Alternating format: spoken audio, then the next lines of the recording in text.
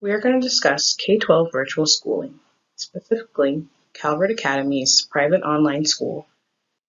Throughout this presentation, we'll get an overview of the school itself, we'll discuss their vision for their students, their organizational structure, the rules and regulations that control their environment, the offerings that they provide to their students, and we'll discuss a little bit about their student population.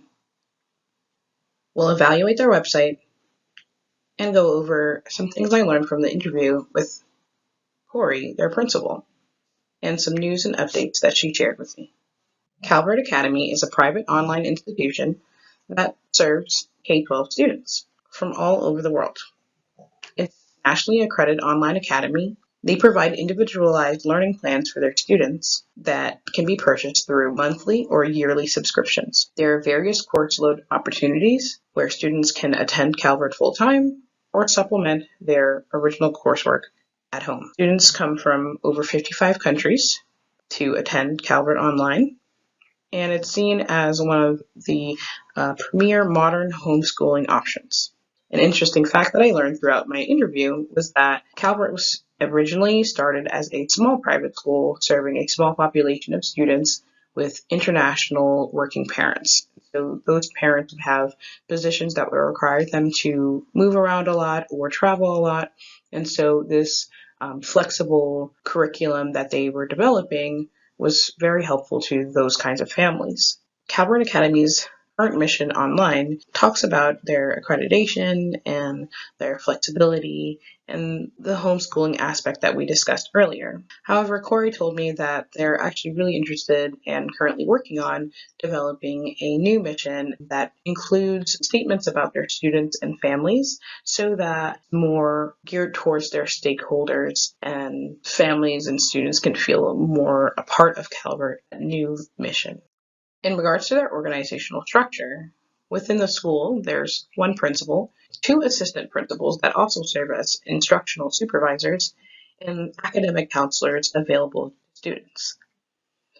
What's interesting is that the online academy is a branch of a larger corporation that handles consumers for that corporation. Corey didn't tell me too much about that larger corporation, but she did tell me that their branch really focuses on the people, and so it's related to Calvert. There are CEOs and presidents that reside above the school staff in the organizational structure that are more related to this larger corporation.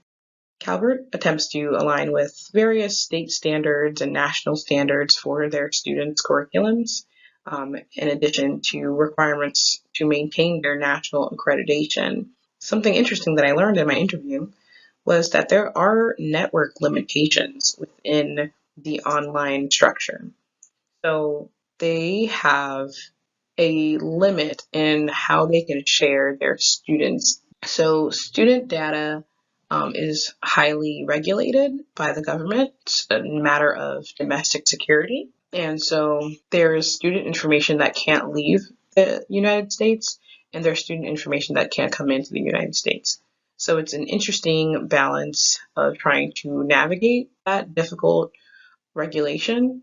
But Corey says that for the most part, her teachers help her support that by making sure that they are following those regulations, those international stipulations regarding student data. Students can choose either to attend Calvert fully online as a homeschooling option, or as Corey mentioned, many students actually come from affluent families who want to pursue a second full load of school. So students may attend school during the day and then attend another close to full course load of classes online with Calvert.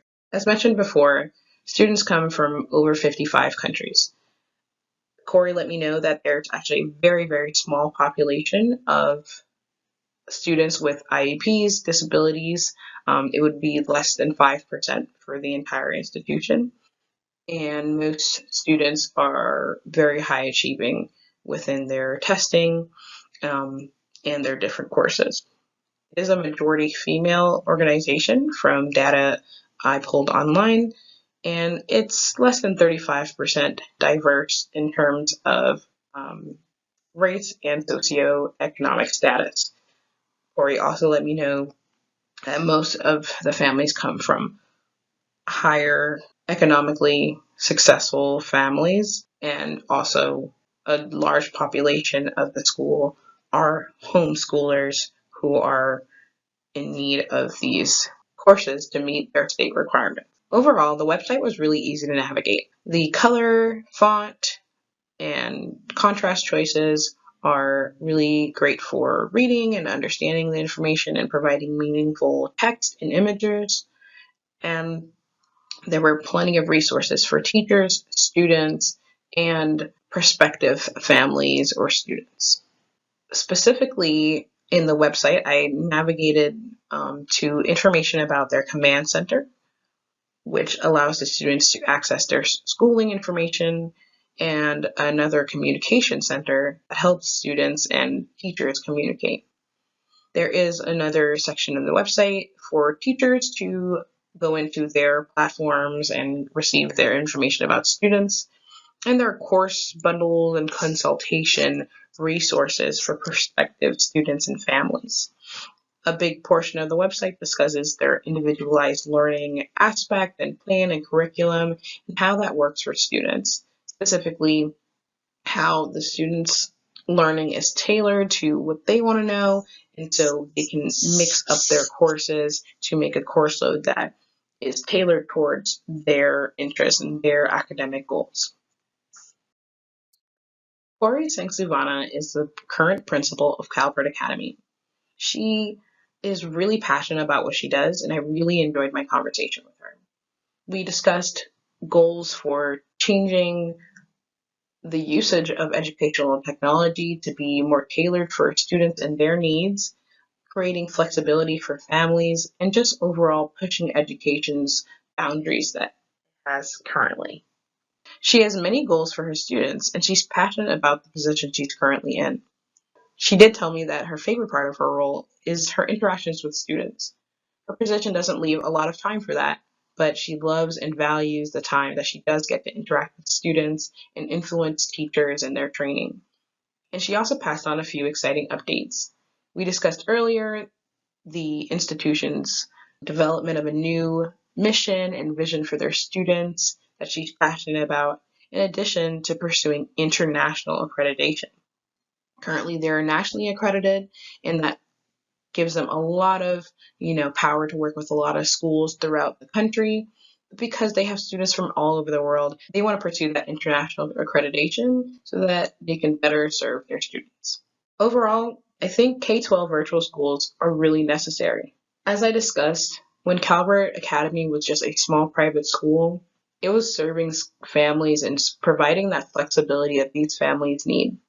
And we now have technology that can take that to limits we've never imagined. It's important for us to keep pursuing this field, keep supporting virtual schools, and pushing teachers, students, parents, administrators, and government leaders to really take steps to expand virtual schooling, online learning, and blended learning options.